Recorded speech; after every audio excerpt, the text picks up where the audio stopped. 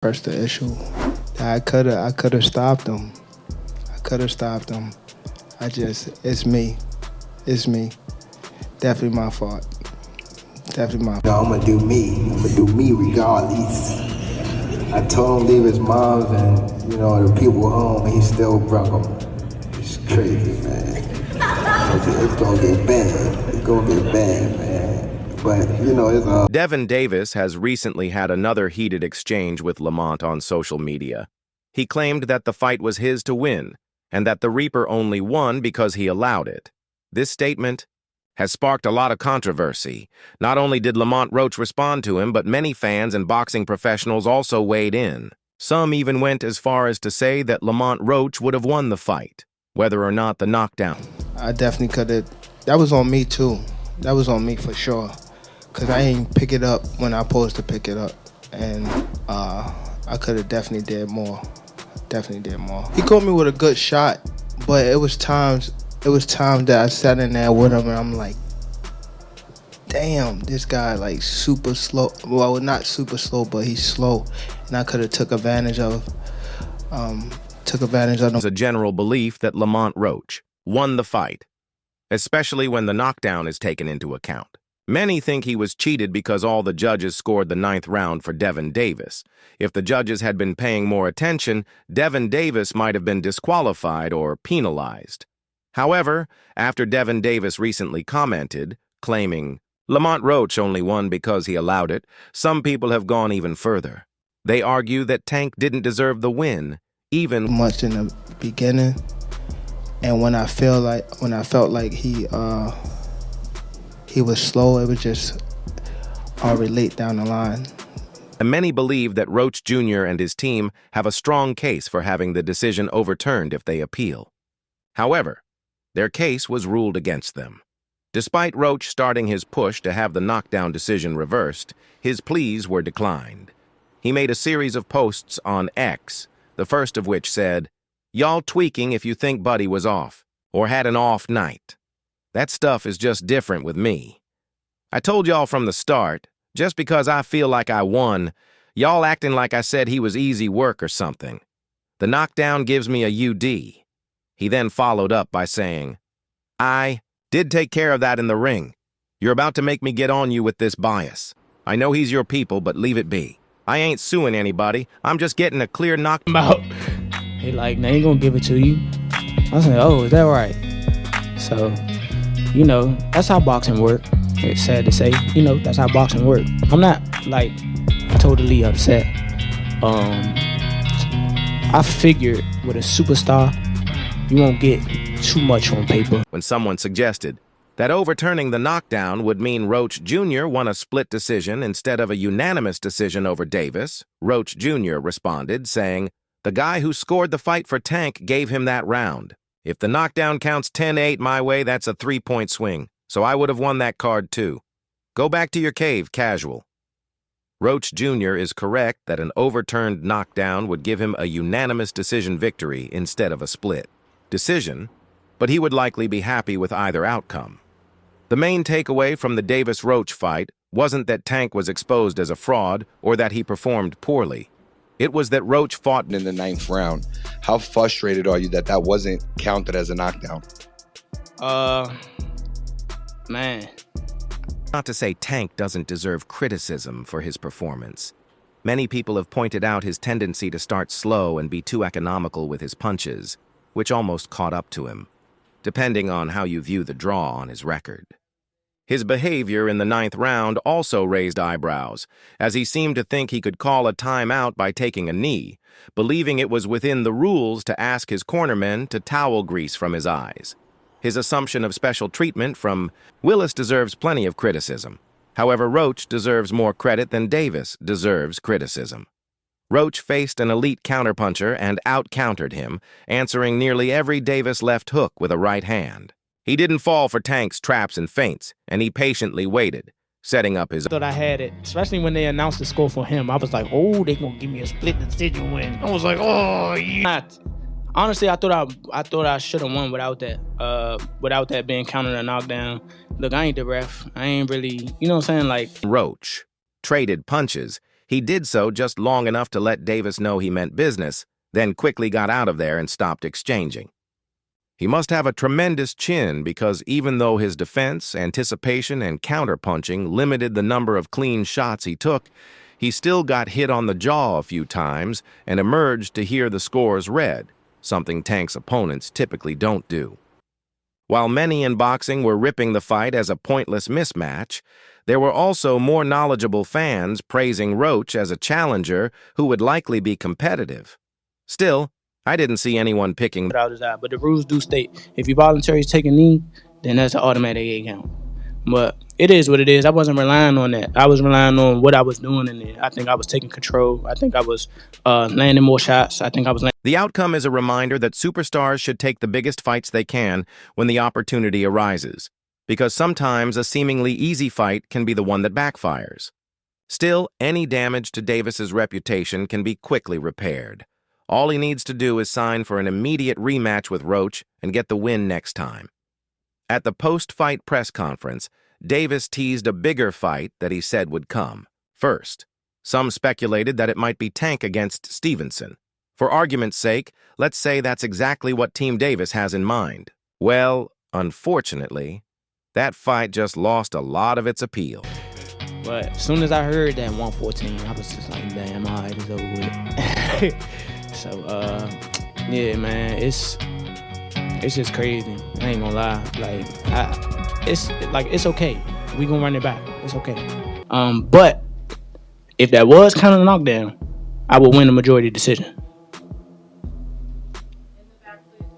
Fight like Tank versus Shakur, which would be built up. As potentially determining who is the best American boxer under 30, you can't have one of them coming directly off a fight that most people think he deserved to lose as the favorite.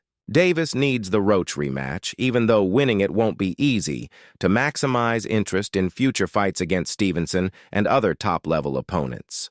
The draw on Davis's record isn't a huge blow to his marketability, but the perception that he was second best in his last fight could hurt his reputation. I don't know, did y'all see me in the ring tell him to keep counting? he started counting. I was like, why you stop? Like, keep counting. But I honestly don't know. I don't know. Davis versus Roach 2 needs to happen, and it needs to happen next. It should take place in a location where Davis's Baltimore fans and Roach's DC fans can combine to create the most dynamic atmosphere possible. Also, New York's Willis, usually a fine ref, by the way, should not be on the commission's short list. That's where things stand with Tank Davis right now, the star who once shone brightly and was seen as the next big thing after Floyd Mayweather. But now, he must battle his inner demons and just didn't do enough work. I thought that Roach's game plan was Davis entered the fight as a massive favorite and was expected by many to secure his 29th career knockout by stopping Roach, who was making his lightweight debut in front of a pro-Davis crowd. However, Tank was unable to give the fans the highlight reel finish they've come to expect from the Baltimore native. Instead, Roach stood his ground, absorbed the hard-hitting shots Davis had to offer, and responded with punches that not only stunned Davis, but also surprised those in attendance. The notoriously patient Davis started slow in the early rounds, waiting for Roach to make a mistake he could capitalize on, but Roach refused to give him the opportunity to counter or press the action. Davis smiled and talked to Roach early in the fight, but had to get serious once he realized his opponent wouldn't wilt under the bright lights. Roach Jr., 29, had faced Davis in the amateurs and came up short. At the end of the day, in the perfect world, if I could have it, how I want to have it, thank God Lamont Roach made a name for 135 division because we needed somebody. Okay. Let's be real.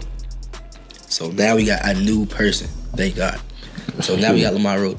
If I could have it my way, trying to bait, but Roach was just really patient. Roach was patient, bro. He was tight, he was patient, and he wasn't really rushing in. And every now and then he'll make a mistake. He'll probably lunge a little bit or reach with the right hand, and then he got countered. You know what I'm saying? But he didn't give a whole lot of, and it made me really think like Their careers took different paths once they turned pro, with Davis becoming one of boxing's biggest stars and Roach being known as a solid fighter who lost his ring for the WBO super featherweight title. Davis's rise to stardom was capped off by his knockout win over Ryan Garcia in 2023, where he claimed to be the face of boxing. However, he nearly let the title slip away with an underwhelming performance. Their history may have given Davis a false sense of confidence going into the fight, but Roach was well prepared for everything Tank had to offer, including his renowned fight-ending power. By the middle rounds, Davis's smile faded as he realized the knockout he expected wasn't going to come easily. The champion started to let his hands go, trying to create openings, but Roach held his ground and caught Davis with counters and combinations. Davis focused almost exclusively on attacking the body, while Roach stayed on the front foot, pushing forward undeterred. Roach would sneak in a counter whenever Davis's assault stalled. In round 8, Roach stunned Davis with a counter right hand. While Davis wasn't in any real danger, the counter-punching showed he couldn't just rumble recklessly. Realizing the fight could be slipping away, Davis pressed the action in the championship rounds. Although he landed some big power shots, he never came close to hurting Roach. However, the increased activity helped him win the final 2 rounds on all 3 scorecards, salvaging the draw and leaving New York with the title. Davis landed 103 of 279 punches in a very economical performance, while Roach was more active, landing 112 of 400 punches. The performance from Davis has left some boxing fans wondering if he may no longer be at the peak of his powers. Former two-weight world champion Paulie Malignaggi has now shared his thoughts, ahead of the proposed rematch. Malignaggi, who knows a thing or two about rematches, having defeated both Juan Diaz and Lovemore Ndu when meeting them for the second time, told ProBox TV that he feels there's a mental issue with Tank. There's something that has been said about Devin behind the scenes for years that nobody brings up, Malignaggi said, suggesting it could explain why Davis is often matched with 15-1 underdogs. Great event. It was a great fight. They put in a fantastic performance. Both of them did, for real. Both of them really did put in a fantastic performance. It was a great fight, you know. All that good stuff. You know, it was a draw. At the end of the day, people are unsatisfied. You know, I feel like, A rumor behind the scenes that Devin Davis has a lot of front-runner tendencies, meaning if you push him, he'll break and fold. This idea starts to make sense, especially since Lamont is from the D.C. area, grew up around Davis, and fought him in the amateurs. This has been kept quiet from the public eye. Given the limited opposition Davis has faced in his career, Roach didn't want to start too fast. He wanted to measure his pressure and gradually bring it out, knowing exactly what he was dealing with. As the fight went on, it became clear that this approach started to draw more out of Davis. But let's move on to the main event. GervontaDavis and Lamont Roach. Certainly, I think the draw controversial, but I think Lamont Roach wins the night. I think his performance wins the night. Here's the thing, though. Lamont Roach was always a solid fighter, solid fundamental, and I'm going to reiterate what I said before. Solid fundamental fighter. Nothing that wows you, though. No crazy speed. There was an interpretation that Davis may have been fouling, with some suggesting he tried to bite at one point. I didn't really see it, but the knee incident was noticeable. Davis is mentally weak but physically talented. The way to handle a front-runner like him is to drag him into the later rounds, not take too many risks early on. Fellow lightweight, world champion Keishan Davis also shared his thoughts on how Tank versus Roach unfolded and whether he thought his namesake was exposed. Tank's performance raised some question marks. Fighter who's been well-schooled, well-taught, and well-balanced. And that's who he was tonight. His sense of positioning allowed him to catch and shoot in some spots. He had a mentally strong game plan in terms of he was trying to hold ground a lot and sort of back up GervontaDavis.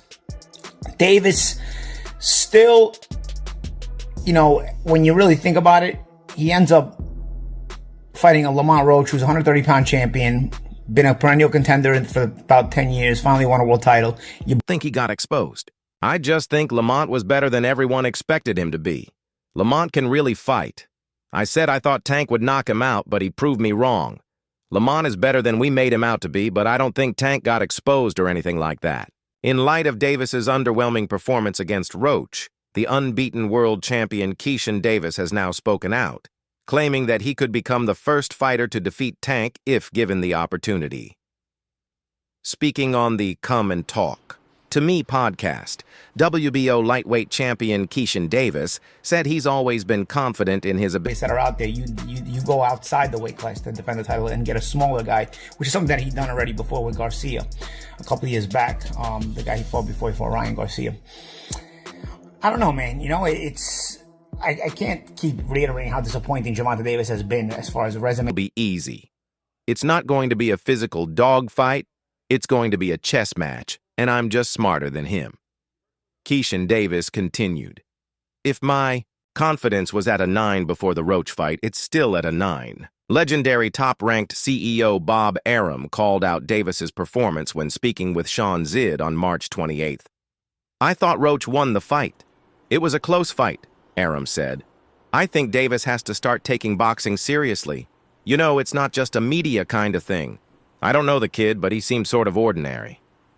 A rematch between the two men looked likely for this summer, but newly crowned WBO lightweight champion Keishan Davis has an idea of his own. In my opinion, I feel like me and Lamont Roach, stylistically, is the hottest fight in the weight division. Yeah.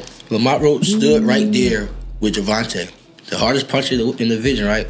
Ooh. So put him up against me, I'm not going nowhere. Y'all really gonna box, man. We're gonna fight. I feel like stylistically, that's one of the best matchups in the. Told the Danza Project that he feels a fight between him and Roach makes the most sense. Me and Lamont Roach, stylistically, is the hottest fight in the weight division. Lamont stood right there with Gervonta, the hardest puncher in the division, so put him up against me. I'm not going anywhere, we're going to fight. Ain't nobody scared of nobody. It's all about the bread at the end of the day. He continued.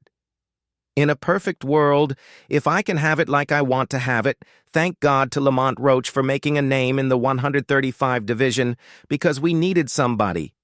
Let's be real now. We've got a new person. If I get my way, Shakur and Tank should fight. Let them do it. Let me... Shakur and Tank, a lot of people have mentioned that fight. A lot of people say, when I'm arguing with them, going back and forth, they're like, oh, Shakur's ducking. I'm like, I just don't believe that. Mm-hmm. I don't. Obviously, you're closer to that situation. Oh, yeah, yep. You think Shakur's ducking? Ain't nobody scared of nobody. Even took on the role of promoter and shared an idea that will surely appeal to many. Whatever the outcome between Lamont and I or Shakur and Tank, they can still do the rematch. It's two incredible fights. An incredible fight for Gervonta and another great fight for Lamont. Then Lamont can still go away and fight Shakur, the Norfolk native commented in the interview. And that's all for now.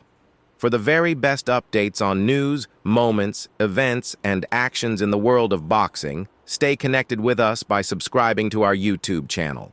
Don't forget to turn on notifications to get notified when we drop quality content like this. Until next time,